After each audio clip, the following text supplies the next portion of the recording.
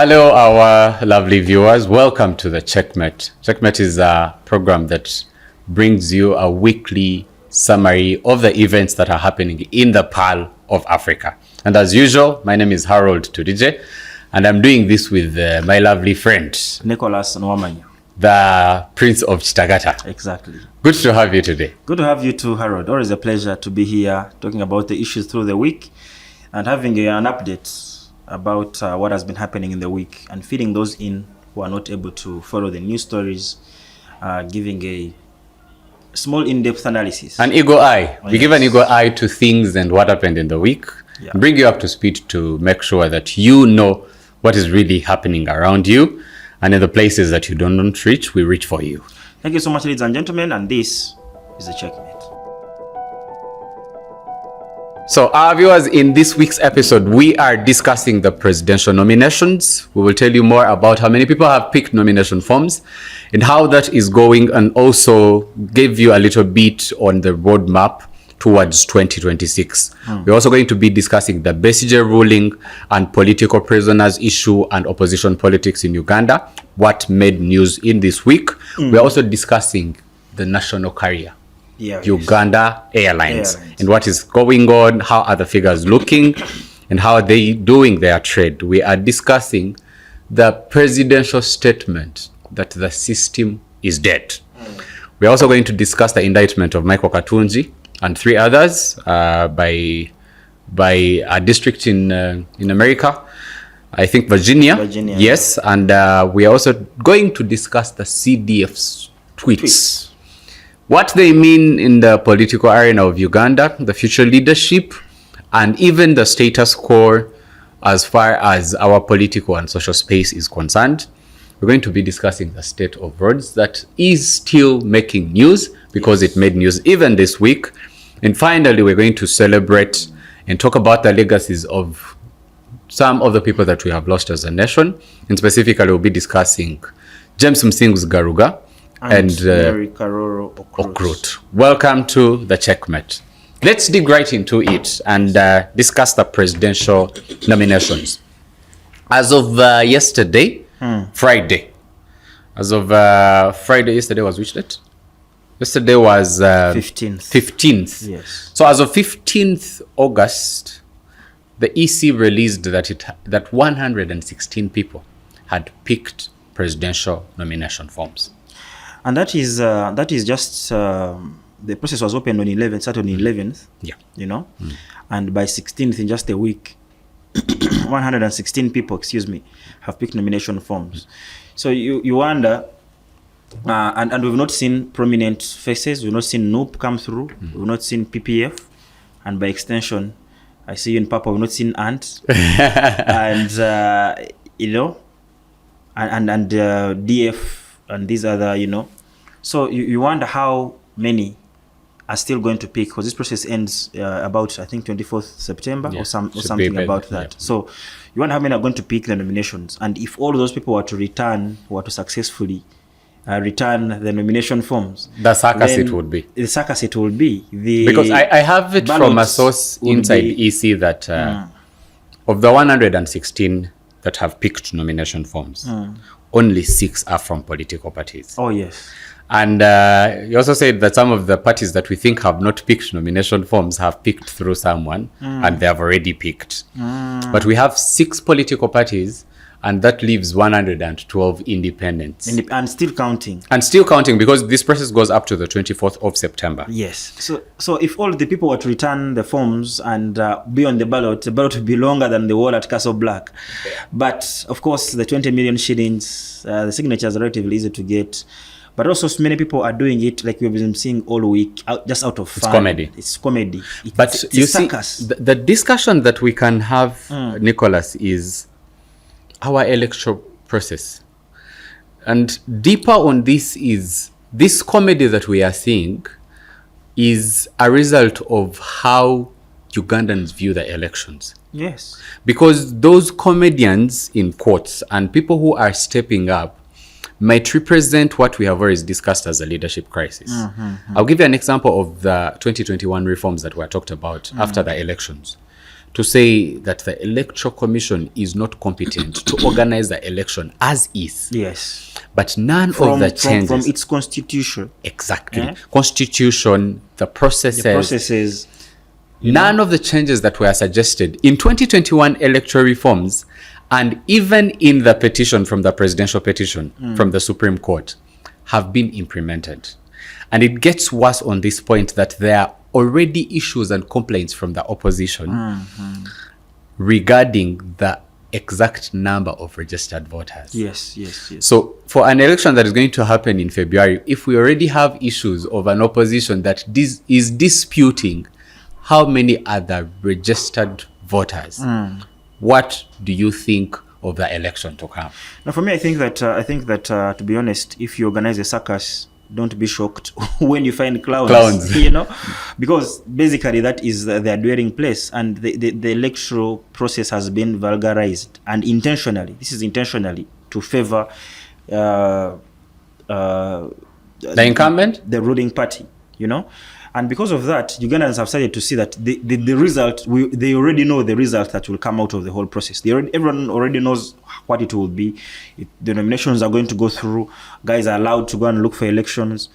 Police guys are heaped on opposition candidates to threaten and intimidate, get in their way, switch off radio stations. There's now JAT, so it's even worse. There are a lot of things that are happening, So I feel like people tend to think that it's just a comedy. It's just a show, It's just, an act.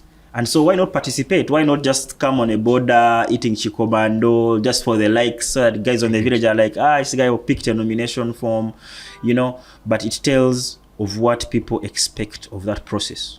So for the viewers who are watching this, to give you context, even for Nicholas, is that among the people that have picked nomination forms, we, I think, already have 3 people that participated in the last election. Maybe Dizzy picked. Yes. Katumba picked. And I think Nancy Kalembe also picked the nomination forms yesterday. Yes. But the larger discussion that we would need to have on that issue is if we are set for a free and fair election for 2026 as things stand. Personally, I don't think that, like you said, the electoral the proposals from the electoral petition of 2021 and so many other, because the discussion and the conversation about electoral reforms did not just start in 2021. 2021 was glaringly so bad that it rejuvenated the conversation. That's true. But over time, from 2006 petition, yes, and so many people had always come saying this process is not fair. It's not even free, True. But the charm of democracy, we have to put on a show to show that this is a democratic country. We have to give the presidency some kind of legitimacy, and so it continues like that. But the truth of the matter is I don't think that things have changed. So I think that for those who are not really alive and active in 2021, they are going to see something. We're going to see something we have not seen. We're going to see the kind of opposition persecution that we have not seen. We didn't see in 2011, in 2016, neither in 2021. Because, as we shall discuss later maybe, the NRM has changed face. The ruling government has changed face. You guys have always termed it as disguised dictatorship. In how they handle the opposition. Now, and later as we're going to discuss in some of the topics that we're going to deal with, we're going to see how now they are coming out. It's no longer a wolf in a sheep's skin. No, it's now... The wolf has put on its true colors and skin. Has put on its true spots. And said, I'm a wolf, I'm going to eat you. So, for context to the viewers, that presidential election petition number 1 of 2006, Chiza Besigye versus Yoweri Kaguta Museveni and Electoral Commission. Okay, the Supreme Court said that it's true that Museveni had rigged the elections, but brought in the substantiality clause. But if you read through that petition and the ruling of the justices of the Supreme Court to see what had really taken place in the election that they also concluded was a sham, that has gone on for the next 3 rounds, 2011, 2016, 2021, with no change done, But because of that doctrine that they brought in, that cheating must have been too much that it would have affected the result. But beyond that is the discussion of if it's even worth it for the opposition to participate in the elections as things are right now. And even the opposition, where I want you to weigh in on this very point, is if Besigye came in and said that I am the people's president, which was a frustration from this kind of elections. And now NUP is running under the tag protest vote to say that though the system is crooked, we can still use it to win. Do you think that bears result for Ugandan? It does not. It bears. It does not in the immediate, but in the long term it bears. Okay. And this is how I'm going to explain it. You see, I don't think that in the immediate there's going to be any change. I think it's going to be what we saw here in Kawempe, North. We'll see Promax. A few years. That is under a micro. That is the micro level of what we are about to see in the general election. There's going to be so much military. I don't think that the NRM is going to allow to lose Buganda again. I get you. They will do everything possible to dethrone the umbrella party. To take back, to have the semblance of we have taken back. You've seen campaigns, Buganda for Museveni and all. So I think they are going to try to take back Buganda by all means necessary. This is my prediction. I get you. You know, so when you begin to see certain things, starting with Greater Massacre, actually, because that's where the concentration has been for the yellow camp. And maybe in the subsequent episode we'll talk about. I can highlight to you how they have strategically placed people in Massacre, Ruwero. Here in Kampala, Maokota, and in other places that are opposition strongholds. Mitiana. You know, some of these people are disguised under other parties, new parties. G for us, we are this and that. But then you realize that it's in every region. But eventually, in the subsequent, you know, it is these acts of aggression that, you know, our population in Ugandans are generally very laid back, reserved. But when these things continue happening, like what happened in Kawempe, people start to wake up. They might to realize the extremes of the plight of this regime. You know, this regime had thrived on talking about the extremes of the previous regime that it dethroned.